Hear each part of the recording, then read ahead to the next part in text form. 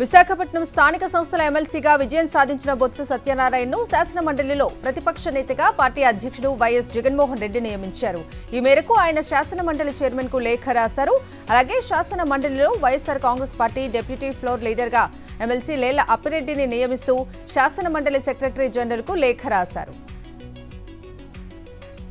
ఉమ్మడి విశాఖ జిల్లా స్థానిక సంస్థల ఎమ్మెల్సీగా ఏకగ్రీవంగా ఎన్నికైన వైఎస్ఆర్సీపీ సీనియర్ నేత బొత్స సత్యనారాయణ పార్టీ అధ్యక్షుడు వైఎస్ జగన్ ను మర్యాదపూర్వకంగా కలిశారు. విశాఖకు చెందిన పలువురు ముఖ్య నేతలతో కలిసి వైఎస్ జగన్ ను కలిశారు. తనను కలిసిన బొత్స అండ్ టీమ్ కు పార్టీ అధ్యక్షుడు వైఎస్ జగన్ అభినందనలు తెలిపారు. ఉమ్మడి వైఎస్ఆర్ జిల్లా నేతలతో వైఎస్ఆర్సీపీ అధ్యక్షుడు మాజీ సీఎం జగన్మోహన్ రెడ్డి కీలక సమావేశం నిర్వహించారు.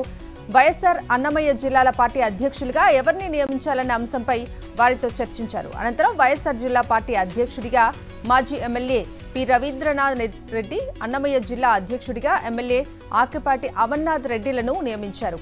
వైఎస్ఆర్ జిల్లా జెడ్పీ చైర్మన్ అభ్యర్థిగా రామగోవిందరెడ్డిని ఎంపిక చేశారు.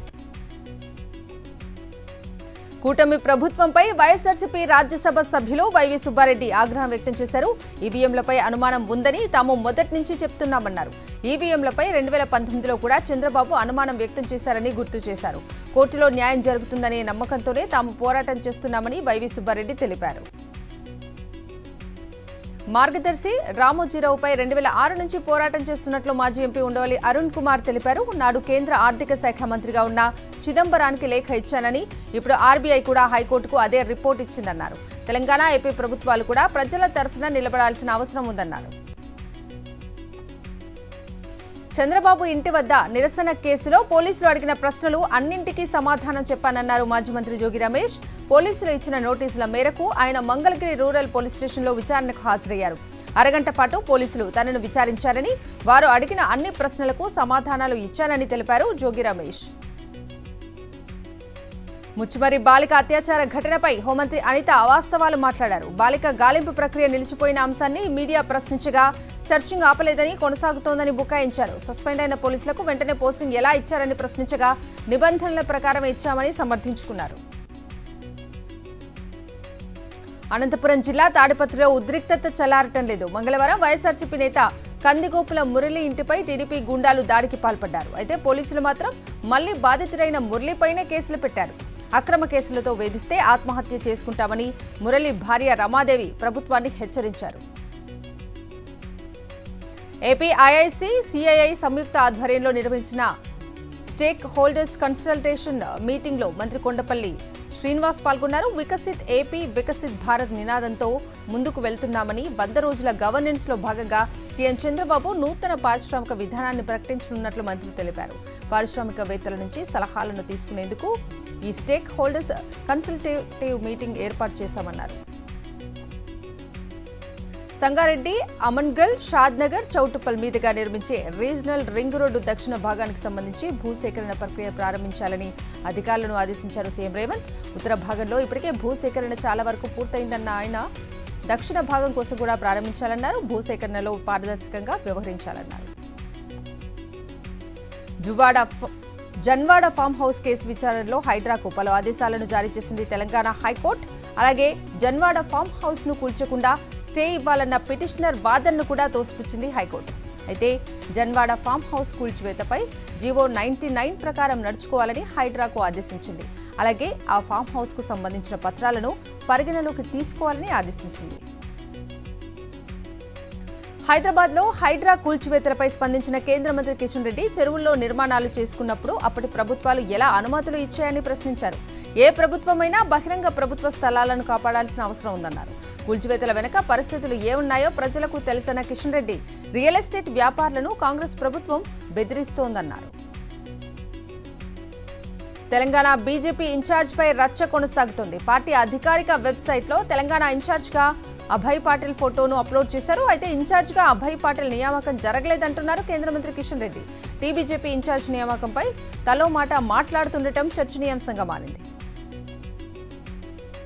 ఖమ్మం జిల్లా ఎర్రుపాలెం మండలంలో డిప్యూటీ సీఎం భట్టి విక్రమార్క పర్యటించారు. పలు గ్రామాల్లో 60 కోట్ల రూపాయలతో నూతనంగా నిర్మించనున్న రోడ్డు పనులకు శంకుస్థాపనలు చేశారు. రాష్ట్రంలో కాంగ్రెస్ ప్రభుత్వం సంక్షేమంతో పాటు అభివృద్ధికి కూడా సమ ప్రాధాన్యత ఇస్తోందని భట్టి విక్రమార్క అన్నారు. పెద్దపల్లి జిల్లా మంథని ప్రభుత్వ హాస్పిటల్లో డయాలసిస్ కేంద్రాన్ని ప్రారంభించారు మంత్రి శ్రీధర్ బాబు. అనంతరం సుమారు 14 కోట్లతో సీసీ రోడ్లు, డ్రైనేజీల నిర్మాణాలకు శంకుస్థాపన చేశారు. మంథని, కాటారంలో నాలెడ్జ్ సెంటర్స్ ఏర్పాటు చేస్తామన్న మంత్రి మంథనిలో మున్సిపల్ కార్యాలయం నిర్మాణం చేపడతామని, పరిశ్రమల ఏర్పాటు చేసి ఉపాధి అవకాశాలు కల్పిస్తామని అన్నారు. పిల్లల హక్కుల కోసం నోబెల్ గ్రహీత కైలాష్ సత్యార్థి నేతృత్వంలో పనిచేస్తున్న బచ్పన్ బచావో ఆందోళన ఎగ్జిక్యూటివ్ డైరెక్టర్లు మంత్రి సీతక్కతో సమావేశమయ్యారు. బాల కార్మికులు, బాల్య వివాహాలకు వ్యతిరేకంగా పనిచేస్తున్న బచ్పన్ బచావో ఆందోళన కార్యక్రమాలపై మంత్రికి వివరించారు. తెలంగాణ ప్రభుత్వంతో కలిసి పనిచేయడానికి ఆసక్తి కనబరుస్తున్నట్లు తెలిపారు. సూర్యాపేట జిల్లా తుంగతుర్తి మండలంలో త్రిపుర గవర్నర్ నల్లు ఇంద్రసేనారెడ్డి పర్యటించారు. స్వగ్రామం గానుగ బండలో గ్రామస్తులతో కలిసి ఆత్మీయ సమావేశంలో పాల్గొన్నారు. ఈ ప్రాంతవాసిగా త్రిపుర గవర్నర్గా ఉన్నత స్థానంలో ఉండటంపై ఆనందం వ్యక్తం చేశారు. ఈ ప్రాంత ప్రజలు తనపై చూపిస్తున్న ఆదర అభిమానాలు ఎప్పటికీ మర్చిపోలేనివన్నారు. జనగాం జిల్లాలోని సుమారు 54 మంది ప్రభుత్వ పాఠశాలల ప్రధానోపాధ్యాయులకు మెమోలు జారీ చేయాలని విద్యాశాఖ అధికారులకు ఆదేశించారు కలెక్టర్ షేక్ రిజ్వాన్ బాషా.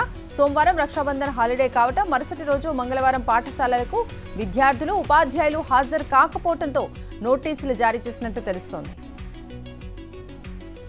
సూర్యాపేట జిల్లాలోని హుజూర్ నగర్ ఏరియా ఆసుపత్రి, లింగగిరి ప్రభుత్వ ప్రాథమిక ఆరోగ్య కేంద్రాల్లో ఆకస్మిక తనిఖీ చేశారు కలెక్టర్ తేజస్ నందలాల్ పవర్. ఆసుపత్రుల్లో రోగులతో మాట్లాడి ఆరోగ్య పరిస్థితి, సౌకర్యాలపై వివరాలు తెలుసుకున్నారు. హుజూర్ నగర్లో డెంగ్యూ కేసులను పరిశీలించి వివరాలను అడిగి తెలుసుకున్నారు.